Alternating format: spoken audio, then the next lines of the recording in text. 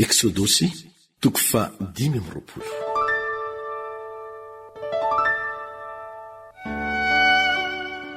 Ny nandidin'Andriamanitra Mosesy ny amin'ny hanaovana ny tabernakely sy ny fanaka momba azy.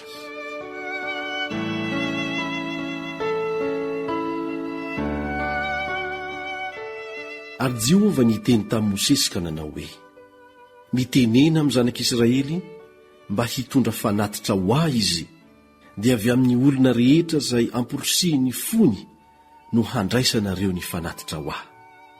Ary izao no fanatitra izay ho raisinareo aminy: volamena sy volafotsy sy varahina sy manga sy volomparasy sy mena sy rongony fotsy madinika sy volonosy sy hoditr'ondrilahy efa nomenaina sy hodtakasy sy hazo akasia sy diloilo hatao fanazavana sy zavamanitra ho amin'ny diloilo fanosorana sy hodidikazo manimpofina sy vato berilla sy vato halatsaka antranotranony amin'ny efoda sy amin'ny sarotratra. Ary asaovy manao fitoerana masina ho ahy izy, dia onona eo aminy aho. Arak'izay rehetra asehoko aminao, dia ny endriky ny tabernakely sy ny endriky ny fanaka rehetra momba azy, dia arak'izany no anaovanao azy. Ary asaovy manao fiara hazo akasia izy, 2 akio sy sasany lavany, ary 2 akio sy sasany ny sakany, ary 2 akio sy sasany ny ahavony. Ary petao takela-bolamena tsara izy, ny atiny sy ny ivelany dia samy ho petahanao takela-bolamena avokoa. Ary asio koronosy volamena manodidina eo amboniny. Ary mandrendrea vava volamena 4 atao aminy, ka ataovy eo amin'ny tongony 4, dia vava volamena 2 eo amin'ny lafiny iray, ary vava volamena 2 eo amin'ny lafiny iray koa. Ary manaova bao hazo akasia, kapetao takela-bolamena, ary ampidiro ny bao ho eo amin'ny vava volamena izay eo amin'ny lafiny fiara hilanjana azy.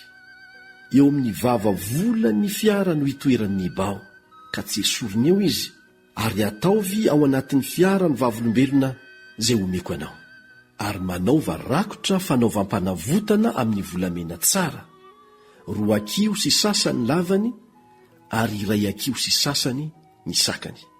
Ary manaova kerobima volamena 2, voasana no anaovanao azy 2 ho eo amin'ny sakany 2 amin'ny rakotra fanaovam-panavotana.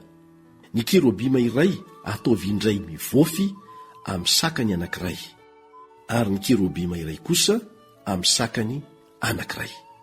Indray mivofy amin'ny rakotra fanaovam-panavotana no hanaovanareo ny kerobima 2 dia amin'ny sakany 2.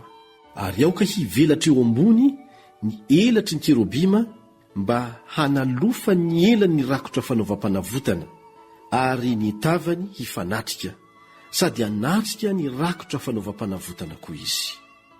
Ary apetrao eo ambonin'ny fiara ny rakotra fanaovam-panavotana, ary ao anatin'ny fiara no asio ny vavolombelona izay omeko anao. Ary ao no hiaona aminao ao, ka ao ambonin'ny rakotra fanaovam-panavotana no hitenenako aminao, dia ao anelanelan'ny kerobima 2 izay eo ambonin'ny fiara vavolombelona, ka holazaiko izay rehetra handidiko anao holazainao amin'ny zanak'Israely. Ary manaova latabatra hazo akasia, 2 akio ny lavany, ary 2 akio ny sakany, ary 2 akio sy sasany ny ahavony.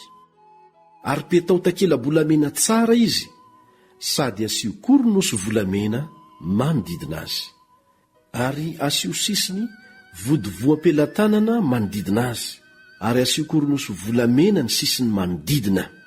Ary manaova vava volamena 4 atao aminy, ka ataovy eo amin'ny zorony 4 izay eo amin'ny tongony 4 ireo.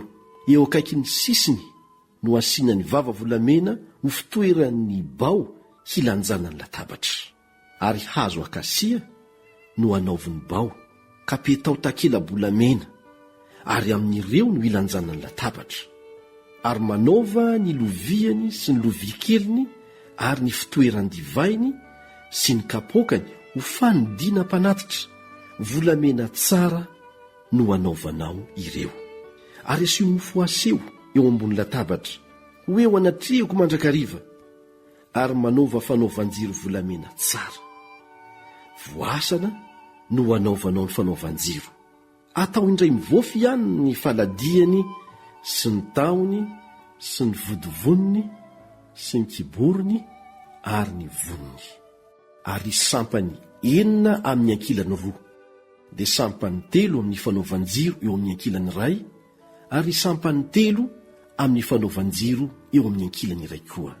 Dia vodovoniny 3 atao tahaka ny voniny amigdala mba amin'ny kiborony sy ny voniny eo amin'ny sampany anankiray, ary vodovoniny 3 koa atao tahaka ny voniny amigdala mba amin'ny kiborony sy ny voniny eo amin'ny sampany anankiray koa.